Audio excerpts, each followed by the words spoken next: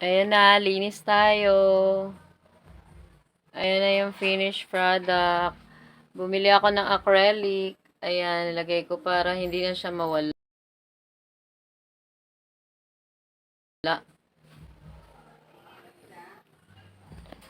I wanna know baby, I can see you'll understand. Ayan, magulo pa yung iba.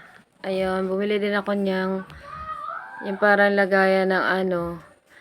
Yan, binili ko lang yan guys ng ng cake. Pang lagayan ng cake kasi mas mura yan kaysa dito. Mahal kasi to makapal. So yan, kaya napamahal ako. So yan, sa ibabaw ng lalagyan ko pa ng dollhouse siya na HK.